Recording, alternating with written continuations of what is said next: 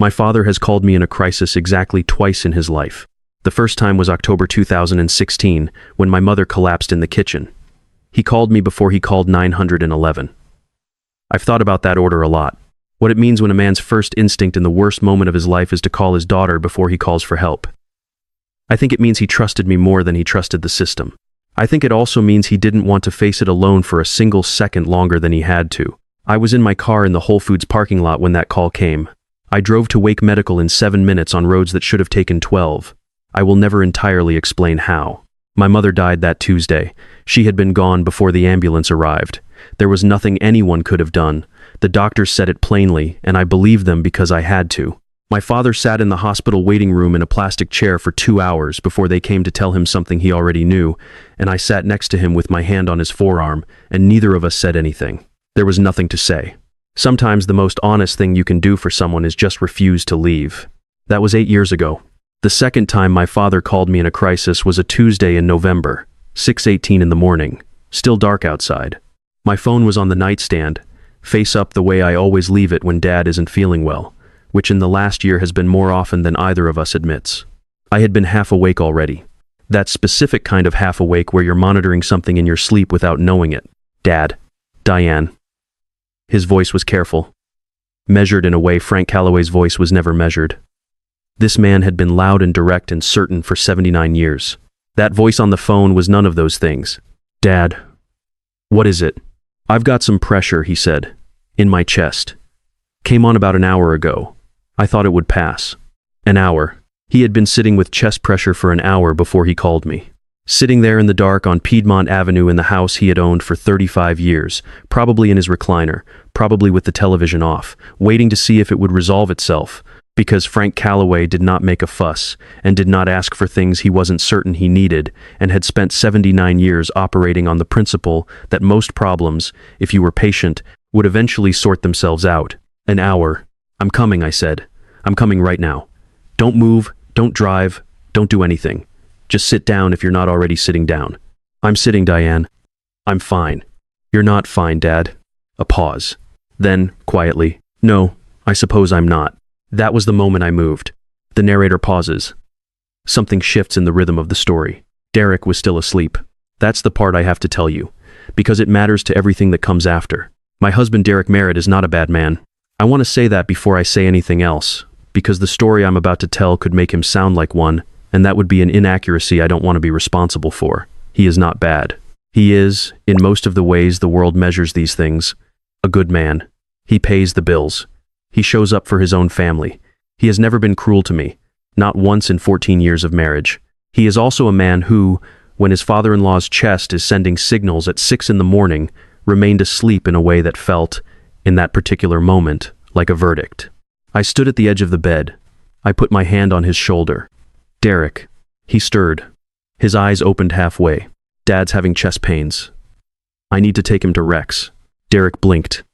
How bad? Bad enough that he waited an hour before calling me. He sat up slowly, rubbed his face with both hands. Okay, let me get up. Give me a few minutes to get ready. A few minutes. I looked at him. At my husband, sitting on the edge of our bed at 6:19 in the morning, asking for a few minutes to prepare for a situation that did not have a few minutes built into it. I picked up my keys from the dresser. I kept moving. I called Patricia Nguyen at 6:22. Patricia sits across from me at work. She has been sitting across from me for 6 years. She is 44 years old. She has 2 kids in middle school. She drives a used Subaru with a cracked passenger mirror she keeps forgetting to fix. And she drinks her coffee black with 1 sugar, which I know because I've been watching her make it for 6 years without ever being asked to pay attention. Patricia is not my best friend. She is not in my phone under anything except her name.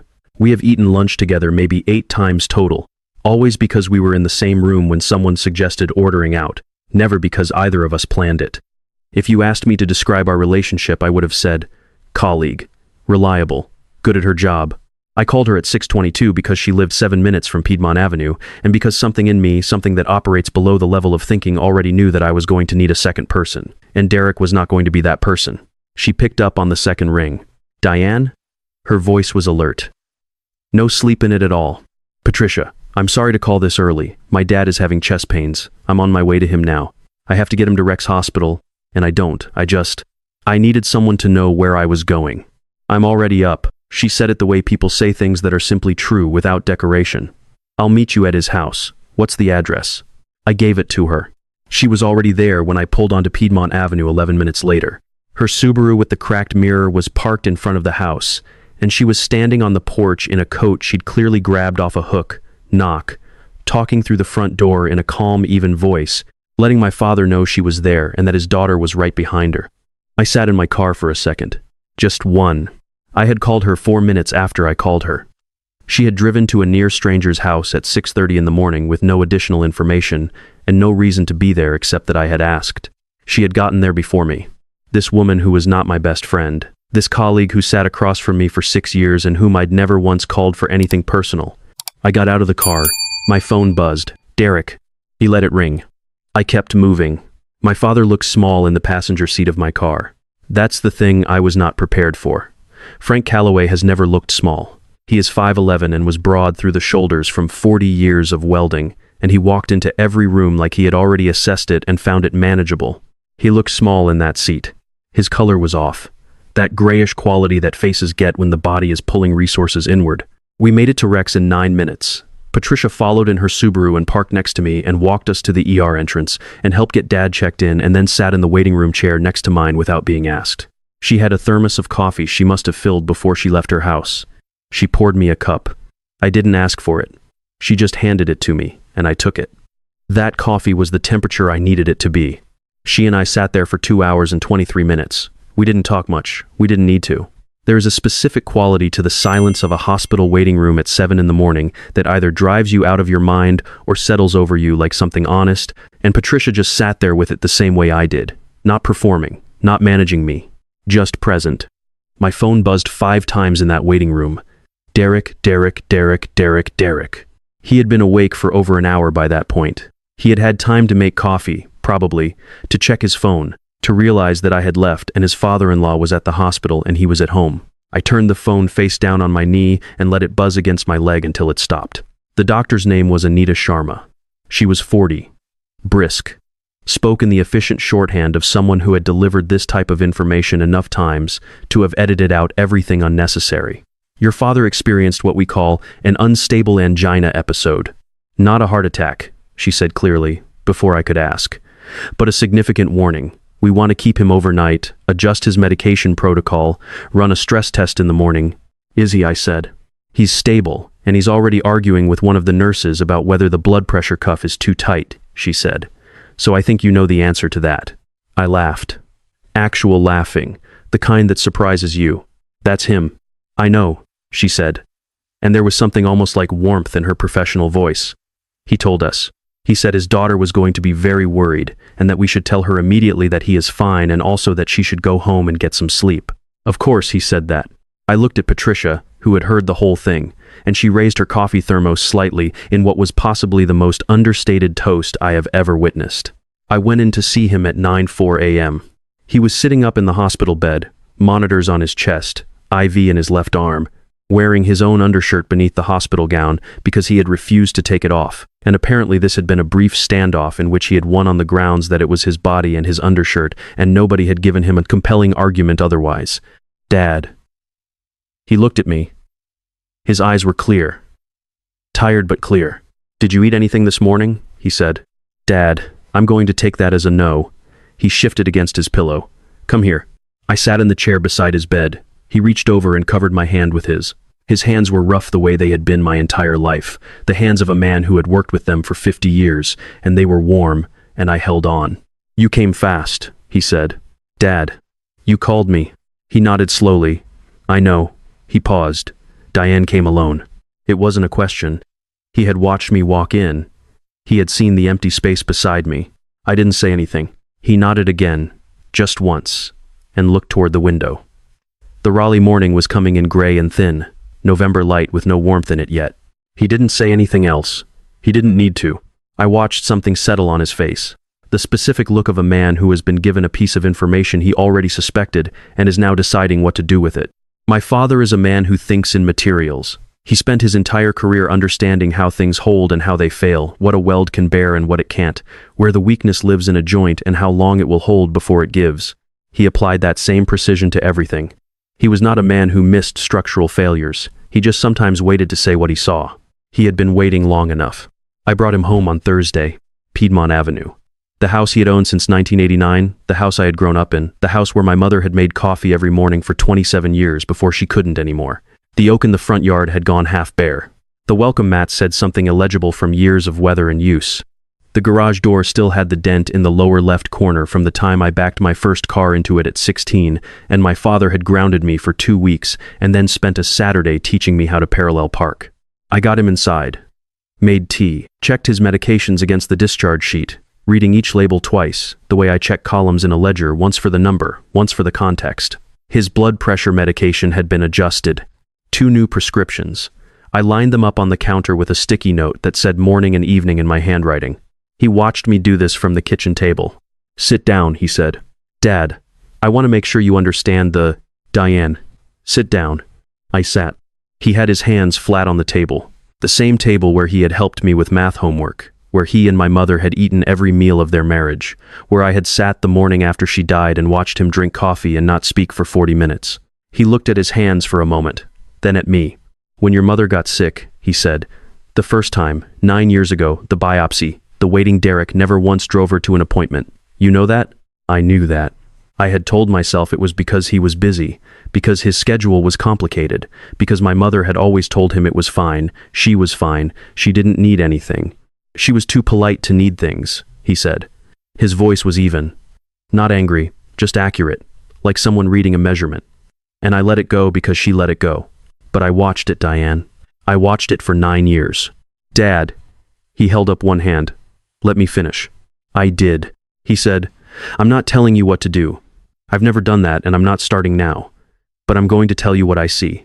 I see my daughter driving alone to a hospital at 6 in the morning while her husband is home getting ready. I see a woman who has been getting ready alone for a long time and calling it a marriage, because that's easier than calling it what it is." The kitchen was very quiet. He looked back at his hands. "I built things my whole life," he said. "I know what a sound joint looks like, and I know what a joint looks like when it's been holding on friction instead of weld. It doesn't fail all at once. It just wears. And one morning the load is exactly the same as every other morning, and it gives." He looked up at me. "I don't want that load to be you." I sat there and didn't say anything for a long time. Outside on Piedmont Avenue, a truck went past slowly. The refrigerator hummed. The clock above the stove read 10:47. I said, "He's not a bad man, Dad." He nodded. "I know he's not." He reached across the table and put his hand over mine the same way he had in the hospital room. "That's exactly why it's so hard to name, isn't it?" he said. I looked at my father. 79 years old, chest event, new prescriptions lined up on his counter in my handwriting, and still the sharpest person in every room he entered. "Yeah," I said. My voice came out rough and very small. "Yeah, it is." He patted my hand twice. Then he picked up his tea. "Good," he said. "Now you've named it. That's where everything starts." A week after I brought him home, my father called me on a Sunday afternoon. Not a crisis call, his regular voice, the Frank Calloway voice. "Come by when you have time this week," he said. "I have something for you." I went on Wednesday evening. He was in the garage when I pulled up, which was where he spent most of his time when his body would allow it. The red Snap-on toolbox was on the workbench, the one he had bought in 1978, the year before I was born. It was the first major purchase he had made with his own money, he told me once. Not a car, not furniture, tools. Because tools were how he understood the world. "I've been thinking," he said. He didn't look up from what he was doing, which was cleaning a socket wrench with a cloth that had been used for this purpose for approximately 30 years. "About the house, about where things go. Dad, you don't need to. I talked to a lawyer Tuesday," he said. "Paul Eccles. You know Paul." I did. He had handled my parents' paperwork since before I was born. "I've been meaning to update things since your mother passed," he said. "Kept putting it off. I'm not putting it off anymore." He set the socket wrench down, looked at me. "The house goes to you," he said. "The accounts. All of it. The way it should have been set up the first time. Paul's filing the paperwork this week. Dad, I built this," he said. "Your mother and I built it." He crossed his arms. "And I have a right to decide where it goes. It goes somewhere it'll be held properly." He turned to the toolbox, lifted the lid, looked at the contents the way he always did, a quick inventory, everything in place. I want you to have this too, he said. The toolbox. Dad, that's your... I know what it is. He picked it up, set it on the floor between us, for whoever knows how to hold on to something long term. He looked at me. That's you, Diane. That's always been you. I stood in that garage for a moment.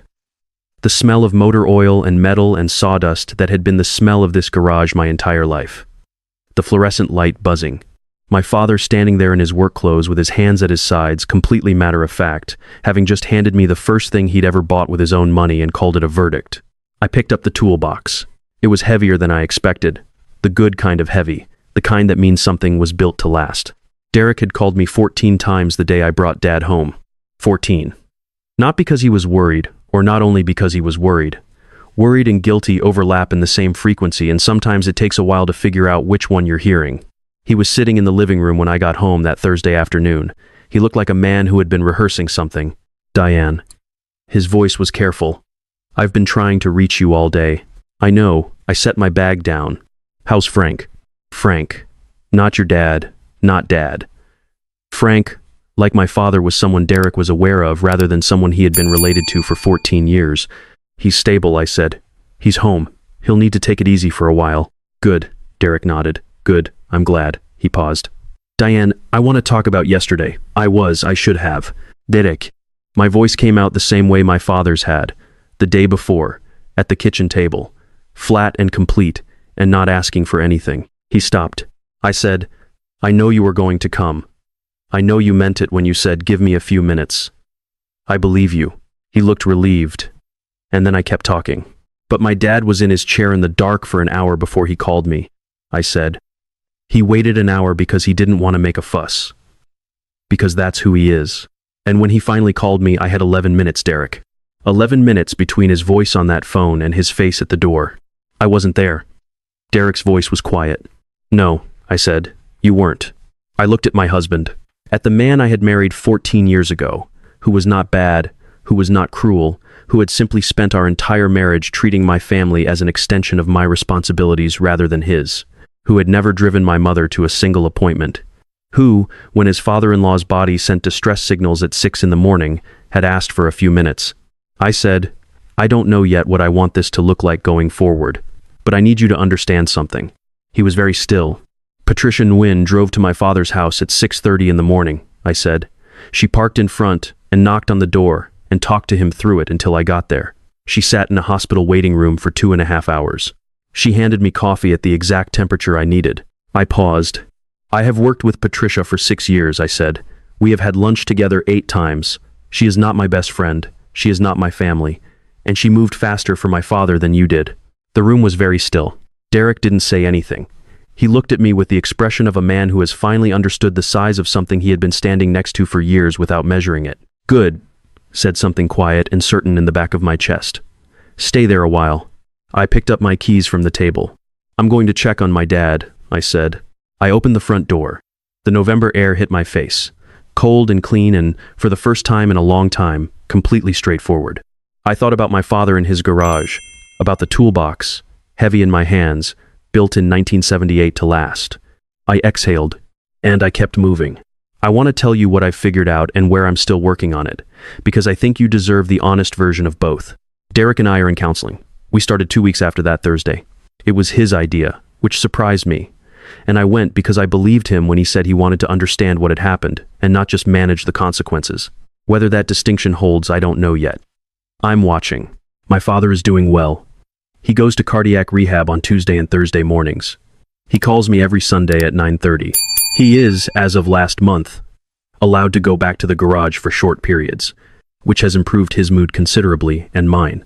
Patricia and I have had lunch 6 more times since November, planned ones.